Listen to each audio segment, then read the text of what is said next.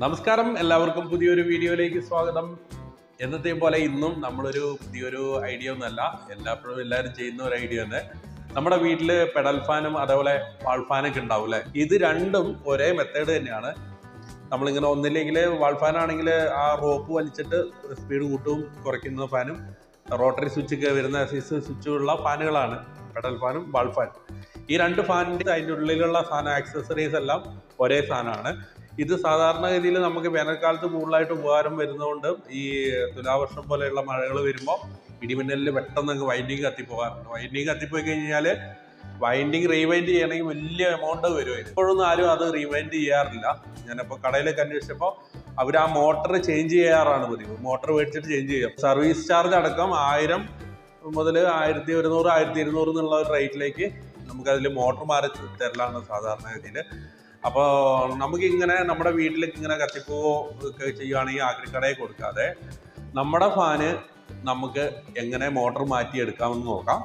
ഞാൻ അതിന് വേണ്ടിയിട്ട് നമ്മുടെ വീട്ടിലെ ഫാൻ കുറേ ആയിട്ട് ഒഴിവാക്കി വെച്ചേക്കാണ് തട്ടുപുറത്ത്. അപ്പോൾ അവനെ എടുത്തിട്ട് നമുക്ക് പുതിയ മോട്ടർ ഓർഡർ ചെയ്തിട്ടുണ്ട്. അപ്പോൾ അതിനെ ഫിറ്റ് ചെയ്യുന്നതാണ് ഇന്നത്തെ വീഡിയോ. അപ്പോൾ ആരും സ്കിപ്പ് ചെയ്യാതെ മുഴുവനായിട്ട് തന്നെ വീഡിയോ കാണുക. എല്ലാവരും വീഡിയോയ്ക്ക് ലൈക്ക് ചെയ്യുക. അതേപോലെ നിങ്ങളുടെ അഭിപ്രായങ്ങൾ കമൻറ്റ് ചെയ്യുക. സബ്സ്ക്രൈബ് ചെയ്യാത്തൊരു വീഡിയോ കാണുന്നുണ്ടെങ്കിൽ സബ്സ്ക്രൈബ് ചെയ്യുക. അപ്പോൾ ഒട്ടും ലാഗ് അടുപ്പിക്കുന്നത് നമ്മൾ നേരെ വീഡിയോയിലേക്ക് എടുക്കും.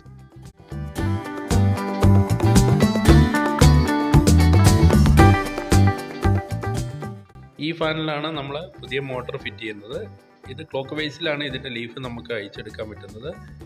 നെട്ടും ബോൾട്ടും അയക്കുന്നതിൻ്റെ നേരെ ഓപ്പോസിറ്റ് ദിശയിലേക്കാണ് ഇത് അയച്ചെടുക്കുന്നത്. ഇനി നമുക്ക് ഇതിൻ്റെ മോട്ടർ ഓരോന്നായിട്ട് അയച്ചെടുക്കേണ്ടതുണ്ട്. ആദ്യം തന്നെ നമുക്ക് ഇതിൻ്റെ സൂയിങ്ങിൻ്റെ മെക്കാനിസത്തിലേക്ക് വരുന്ന കണക്ഷൻ നമുക്ക് ഊരിയെടുക്കാം.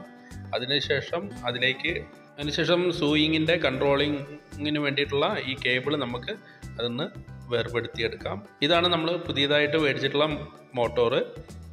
ഇതിന് എനിക്ക് വില വന്നത് 550 രൂപയും ഷിപ്പിംഗ് ചാർജുമാണ്. ഓരോ ദിവസവും അതിന് വിലയിൽ വ്യത്യാസം വരാം.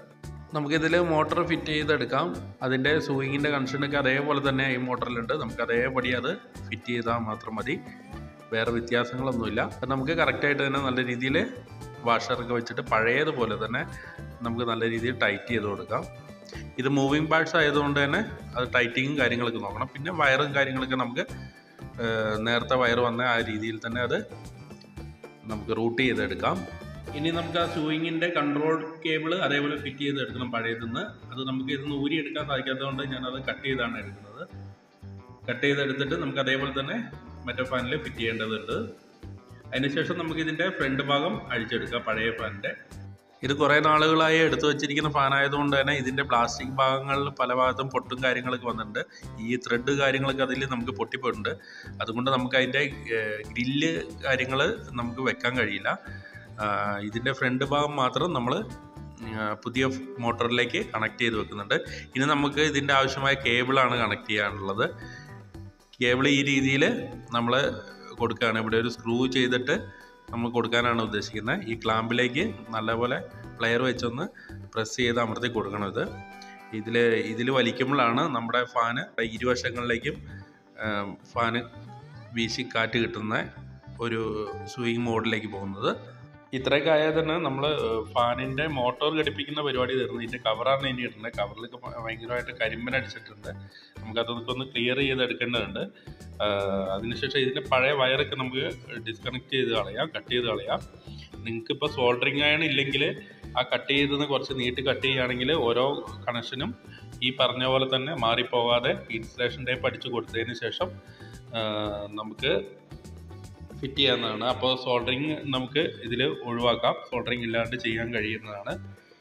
ഇനി നമുക്കിതിൻ്റെ മൂടിയൊക്കെ കറക്റ്റായിട്ട് ഫിറ്റ് ചെയ്യാം. ഞാൻ നല്ല രീതിയിൽ അത് തുടച്ച് കഴുകി വൃത്തിയാക്കി എടുത്തിട്ടുണ്ട്.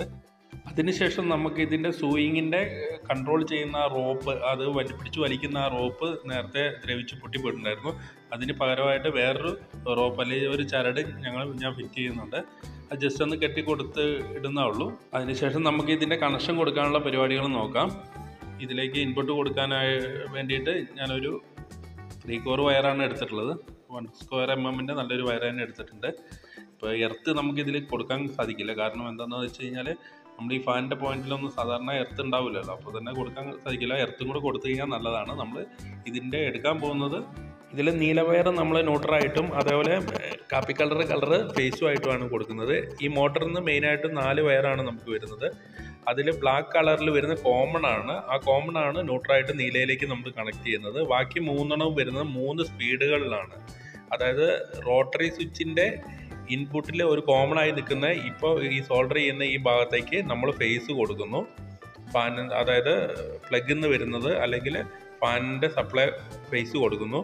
പിന്നെ നമ്മൾ ഓർഡറായിട്ട് 1, 2, 3 എന്നുള്ള കണക്കിന് നമ്മൾ ഓരോ വയറുകൾ കണക്ട് ചെയ്യുന്നു.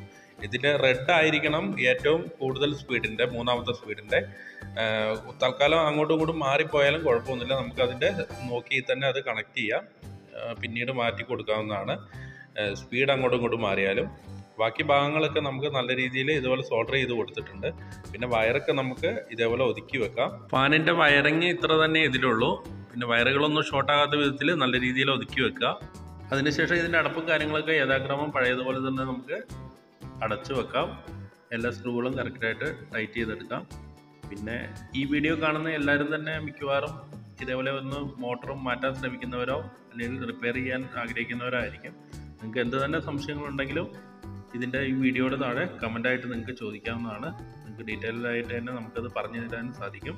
ഒരുപാട് വ്യൂസ് ഒന്നും കിട്ടുന്ന വീഡിയോ കണ്ടൻറ്റ് അല്ലെങ്കിൽ തന്നെയും ഇതുപോലെ ഇത് നന്നാക്കി എടുക്കാൻ ആഗ്രഹിക്കുന്നവർക്ക് ഒരു ഉപകാരമാകട്ടെ എന്ന് ഓർത്തിട്ടാണ് ഈ വീഡിയോ ചെയ്യുന്നത്.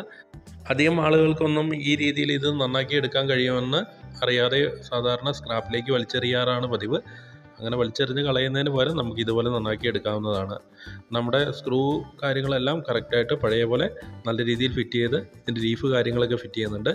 നമ്മളിതിൻ്റെ കവറിങ് മാത്രം ഇടുന്നില്ല. കവറിങ് നമുക്ക് പഴയ ഇത്രയും നാൾ സൂക്ഷിച്ചപ്പോൾ തന്നെ അത് പൊട്ടിപ്പോയിട്ടുണ്ട്. നമ്മുടെ ഫാനിൻ്റെ ഫൈനൽ ലുക്ക് ഇതാണ്. നല്ല രീതിയിൽ വർക്ക് ചെയ്യുന്നുണ്ട്. നമ്മുടെ കൺഷൻസ് ഒന്നും തെറ്റിപ്പോയിട്ടില്ല. നമുക്ക് ഈ രീതിയിൽ തന്നെ നിങ്ങൾക്ക് ഇതിൽ കൊടുത്ത പ്രകാരം തന്നെ നിങ്ങൾക്ക് കൺഷൻസ് കൊടുത്തു കഴിഞ്ഞാൽ വർക്ക് ചെയ്യും. നമ്മുടെ സ്പീഡ് കൺട്രോളെല്ലാം കറക്റ്റായിട്ട് തന്നെ വന്നിട്ടുണ്ട്.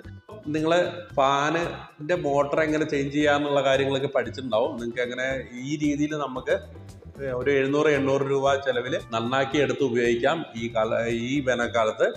അപ്പോൾ എല്ലാവർക്കും ഉപകാരപ്പെട്ടു എന്ന് ഞാൻ കരുതുന്നു. അപ്പം എല്ലാവരും തന്നെ ഈ വീഡിയോ ഒന്ന് ലൈക്ക് ചെയ്യുക. അതേപോലെ സബ്സ്ക്രൈബ് ചെയ്യാത്തൊരു ഈ വീഡിയോ എത്ര നേരം കാണുന്നുണ്ടെങ്കിൽ എന്തായാലും സബ്സ്ക്രൈബ് ചെയ്യാൻ മറക്കാണ്ടിരിക്കുക. അതേപോലെ നിങ്ങളുടെ അഭിപ്രായങ്ങൾ എന്തായാലും കമൻ്റായിട്ട് എഴുതിയേക്കണേ. അപ്പോൾ നിങ്ങൾക്ക് എന്തെങ്കിലും സംശയം കൂടെ ഉണ്ടെങ്കിൽ ഈ കമൻ്റായിട്ട് തന്നെ എഴുതി കഴിഞ്ഞാൽ 100% എല്ലാ കമൻറ്റിനും നമ്മൾ റീപ്ലൈ ചെയ്യുന്നതായിരിക്കും. അപ്പോൾ അടുത്ത വീഡിയോ കാണുന്നവരെ എല്ലാവർക്കും നന്ദി, നമസ്കാരം, ടാറ്റാ.